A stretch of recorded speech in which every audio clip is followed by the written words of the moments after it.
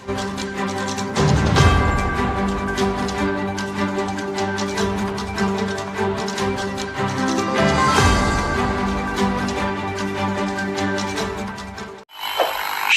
तेज, तप, त्याग, बलिदान, विज्ञान, अध्यात्म, इसकी पराकाष्ठा।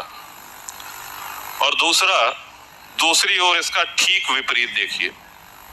अंग्रेजों की अभी चर्चा हुई कि अंग्रेजों ने भारत पे शासन किया। अंग्रेजों ने ही नहीं किया, मुगल, तुर्क, अफगान, मंगोल, उज्बेक, हबशी और यूरोपीय शक्तियों में अंग्रेज, फ्रांसीसी, डच, पुर्तगाली, ये छोटे छोटे देश, कोई प्रतिरोध ही नहीं है। एक चर्चा फैल गई, कहे साहब एक सोने की चिड़िया है, बड़ा धन संपन्न देश है, अपार संपदा है वहां, चलिए वहां पे लूटा खाया जाए, चलिए उसे लूटा जाए। एक ही बात है, छोटी छोटी कोई सुनियोजित सेनाएं नहीं थी इनकी, लुटेरों के झुंड के रूप में बर्बर सेनाएं बना करके शताब्दियों से ये आते गए। और सबसे दुख की बात यह है कि भारत की जनता की तरफ से कभी कोई प्रतिरोध नहीं हुआ।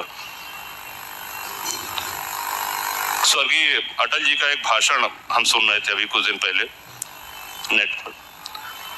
प्लासी के युद्ध का उन्होंने उदाहरण दिया था कि जितने लोग उस लड़ाई में लड़ रहे थे, सिराजुद्दौला और अंग्रेजों के बीच में युद्ध हो रहा था, उससे ज्यादा जनता मैदान के बाहर बैठ करके वो तमाशा देख रही थी, वो परिणाम सुनने के लिए कि हाँ देखते हैं कौन जीता, ये जीत रहे हैं कि वो जीत रहे हैं, और देश के भाग्य का निर्णय होने वाला है, लेकिन पूरे देश की जनता उसमें शामिल नहीं है।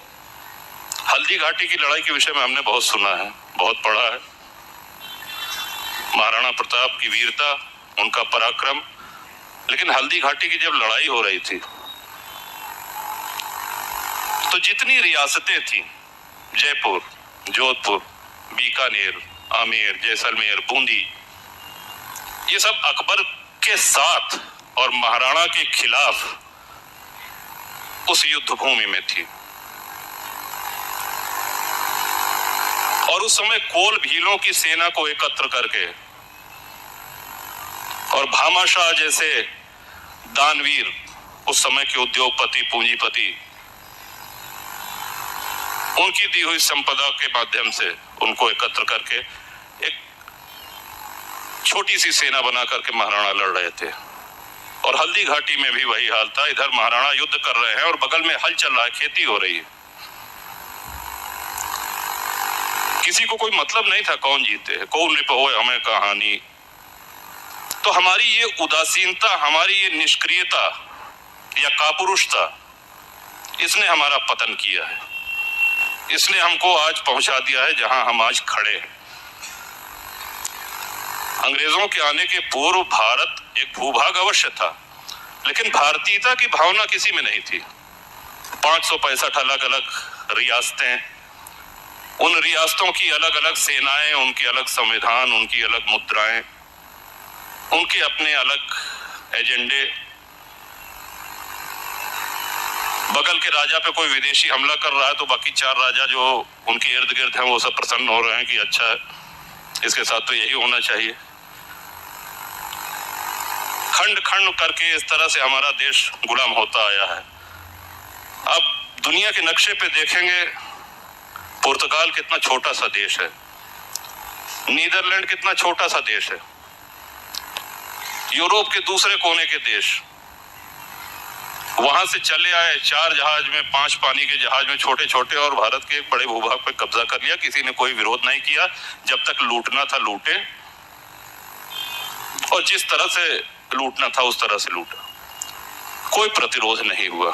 ये ऐसे अध्याय हैं, ये ऐसे प्रसंग हैं जो हमारा सबका सिर शर्म से झुक जाता है, क्योंकि हमको तात्कालिक लाभ चाहिए, इससे हमको क्या फायदा होगा। बहुत अच्छा विषय राहुल जी ने कहा कि सिस्टर की वेडिंग में, ये सही बात है कि आज भारत में अगर गिनती की जाए तो अच्छी अंग्रेजी बोलने वाले ज्यादा लोग होंगे, लेकिन क्लिष्ट, परिमार्जित और परिष्कृत हिंदी बोलने वालों की संख्या बहुत कम हो गई है। हमने अपनी मातृभाषा को सम्मान देना छोड़ दिया है। अगर हम अपनी माँ का सम्मान नहीं करेंगे